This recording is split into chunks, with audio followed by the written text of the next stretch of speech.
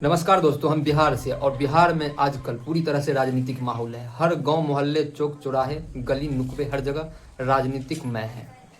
और अभी पूरा नहीं हुआ है। इलेक्शन कमीशन ने 2 फेजेज में चुनाव को बांटा था, एक 6 नवंबर को, एक 11 नवंबर को। 6 नवंबर का चुनाव हो चुका है फर्स्ट फेज वाला, और सेकेंड फेज वाला 11 नवंबर को है।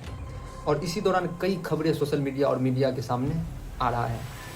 एक तो समस्तीपुर में, जहाँ पर वीवीपैट काफ़ी मात्रा में बरामद हुए हैं चुनाव के बाद।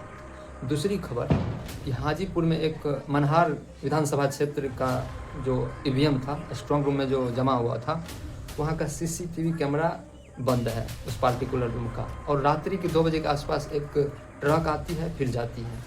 तो इन्हीं सब खबरों को देखने के बाद मेरे मन में कई सवाल आए कि आखिर ये ईवीएम क्या है। ईवीएम इंडिया में फर्स्ट टाइम कब से ईवीएम से वोटिंग करना स्टार्ट हुआ, और ईवीएम को बनाता कौन है, क्या ईवीएम हैक हो सकता है, एक विधानसभा क्षेत्र से मैक्सिमम कितने कैंडिडेट खड़ा हो सकते हैं, और एक ईवीएम में मैक्सिमम कितने वोट डाले जा सकते हैं। इन्हीं सब सवाल को आज मैं आप लोगों को भी बताने वाला हूं, क्योंकि इस पे मैं काफ़ी ज़्यादा अध्ययन किया हूं। और मैं ये आप लोगों को ऐसे बताने में कंफर्टेबल फील नहीं करता हूं। मैं आप लोगों को बोर्ड पे, व्हाइट बोर्ड पे विस्तार से बताऊंगा, और आप लोग मेरे साथ बने रहिए। तो समझना होगा आज अपना लोग को ईवीएम को। देखिए, ईवीएम एक इलेक्ट्रॉनिक डिवाइस है जिसका फुल फॉर्म होता है इलेक्ट्रॉनिक वोटिंग मशीन, ईवीएम। और इससे पहले किस चीज़ से वोटिंग होता था? बैलेट पेपर से। और बैलेट पेपर में बहुत सारे खामियां थी कि कई क्षेत्र में लोग 4-4 बार बैलेट गिरा देते थे, कई बार लोग बैलेट चुरा लेते थे। तो उन्हीं सब को देखते हुए टेक्नोलॉजी आगे बढ़ते गई, फिर आया ईवीएम मशीन। और सवाल उठता है कि भारत में पहली बार ईवीएम से वोटिंग कब स्टार्ट हुआ था? तो 1982 में केरला के परूर असेंबली कॉन्स्टिट्यूशन में वोटिंग फर्स्ट बार हुआ था। वो भी पूरे राज्य के अंदर में नहीं लागू किया गया था, कुछ ही लगभग 50 मतदान केंद्र पर ये अप्लाई किया गया था, जो कि सही साबित हुआ। फिर सुप्रीम कोर्ट ने इसको अप्रूव कर दिया था कि पूरे देश के अंदर हम लागू कर सकते हैं ईवीएम को। इससे पहले किस चीज से होता था? बैलेट पेपर से। फिर 1998 से 2001 के बीच कई स्टेट में ये लागू किया गया, जैसे राजस्थान में, दिल्ली में और मध्य प्रदेश में। उसके बाद पहली बार 2004 के लोकसभा चुनाव में पूरे देश के अंदर ईवीएम को लागू कर दिया गया था कि ईवीएम से ही पूरे देश के अंदर इलेक्शन होगा। उसके बाद अब जो सवाल की बारी आती है कि कई लोगों के मन में सवाल आता है, जो कि वीडियो के शुरू में ही हम बता दिए थे कि ईवीएम में मैक्सिमम कितने आदमी एक क्षेत्र से खड़ा हो सकते हैं। तो पहला क्वेश्चन ये है कि what is the maximum number of candidates which EVM can cater to. एक ईवीएम में मैक्सिमम कितने कैंडिडेट्स का सिंबल हो सकता है। बेसिकली बात ये हुआ कि किसी एक विधानसभा या लोकसभा क्षेत्र से अधिकतम कितने कैंडिडेट्स खड़ा हो सकते हैं।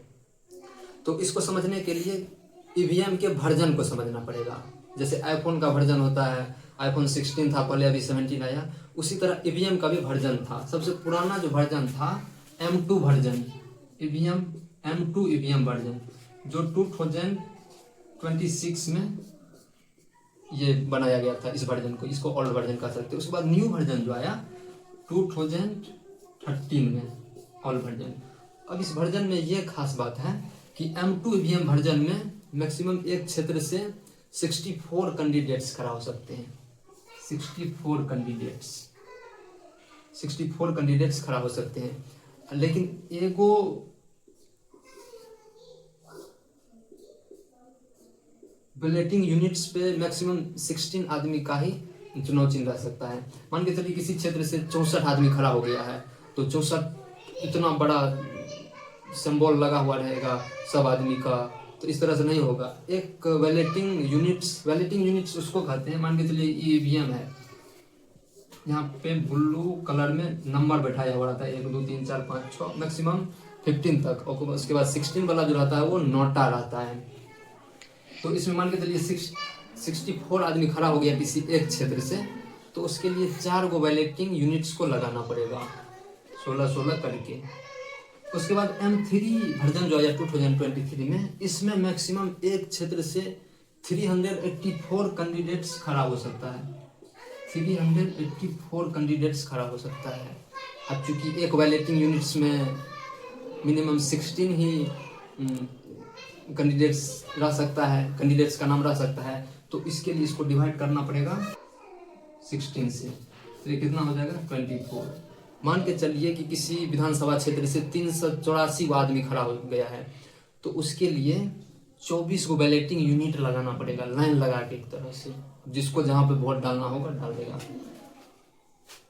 तो उसके बाद अब पहला क्वेश्चन क्लियर हो गया। दूसरा क्वेश्चन ये होता है कि what is the maximum number of vote which can be cast in EVM. एक ईवीएम के अंदर मैक्सिमम कितना वोट डाला जा सकता है। ऐसा नहीं तो 4 लाख 5 लाख 6 लाख ऐसा कुछ नहीं है। इसके लिए फिक्स किया गया है कि एक ईवीएम के अंदर मैक्सिमम 2000 वोट डाला सकता है, वोट डाला जा सकता है। इसीलिए तो क्षेत्र बांट दिया जाता है। प्रत्येक स्कूल, जितने भी गवर्नमेंट स्कूल रहते हैं सबका क्षेत्र बांट दिया जाता है। आपका जो ईसीआई कार्ड आता है तो उस पर लिखा हुआ रहता है कि आपको मिडिल स्कूल के ईस्ट साइड जाना है या वेस्ट साइड जाना है, कमरा नंबर सारा चीज रहता है। तो मैक्सिमम 2000 एक ईवीएम के अंदर वोटिंग हो सकता है। उसके बाद तीसरा सवाल उठता है कि ईवीएम को बनाता कौन है। अब किसी को तो नहीं देगा बनाने के लिए, किसी भी आदमी को, तो इसके लिए दो कंपनी इसका टेंडर लेते हैं। ओवरऑल इंडिया में जितने भी ईवीएम बनते हैं उसके लिए 2 कंपनी को ये टेंडर दिया जाता है। पहला कंपनी है भारत इलेक्ट्रॉनिक्स लिमिटेड जो बेंगलोर की कंपनी है। दूसरा जो कंपनी है electronics corporation of India limited Hyderabad की कंपनी है। तो यही दोनों ईवीएम बनाने की काम करती है। इससे रिलेटेड जितना भी टेक्निकल इशू हो, जितना भी मैन्युफैक्चरिंग होता है ईवीएम का, इन्हीं दोनों कंपनियों के पास बनता है। उसके बाद चौथा प्रश्न ये है कि what is the voter verifiable paper audit trial VVPP, जो कि वीडियो के स्टार्टिंग में ही कहे थे आपको कि समस्तीपुर में एक वीवीपैट, काफी मात्रा में वीवीपैट बरामद हुए हैं। तो वीवीपैट क्या होता है? जब आप वोटिंग करने जाते हैं तो ईवीएम पे जहाँ पे आप नंबर पे काउंटिंग करते हैं, मान के चलिए ईवीएम है, मान के चले ईवीएम है, 1 नंबर में गुड़िया छाप है, 2 नंबर में टीवी छाप है, 3 नंबर में फुटबॉल छाप है। आप मान के चलिए 2 नंबर पे आप 2 नंबर बटन पे दबाते हैं, 2 नंबर बटन को टीवी छाप पे, तो उसके आगे स्क्रीन पे एक पर्ची निकलेगा टीवी छाप वाला, दिखाई देगा। वो मैक्सिमम 7 सेकेंड के लिए आपको दिखाई देगा और फिर वो नीचे गिर जाएगा बॉक्स के अंदर, फिर आप उसको नहीं देख सकते हैं। ये वीवीपैट इसलिए दिया गया ताकि ईवीएम में ट्रांसपेरेंसी रहे, लोगों को लगे मैंने जिसको वोट दिया सही में वो पर्ची नीचे गिरा। तो आप भी कभी वोट देने जाएंगे तो देखेंगे जिस बटन पे दबाएंगे जिस सिंबल को, वो नीचे आ जाता है। और जो पर्ची वो निकलता है उस पर्ची पे 3 चीज लिखा हुआ रहता है, उम्मीदवार का नाम, उसका सिंबल और पार्टी नाम। उम्मीदवार का नाम रहता है, फिर सिंबल रहता है, फिर पार्टी का नाम रहता है, पार्टी का, ये 3 चीज रहता है उसमें। तो आई होप आप लोगों को वीडियो समझ में आ गया होगा, और मिलते हैं किसी अगले वीडियो पे जिसमें हम खास करके बात करने वाले हैं कि चुनाव प्रक्रिया, चुनाव कैसे होता है, उस पे वीडियो बनाने वाले हैं। तो बहुत बहुत धन्यवाद।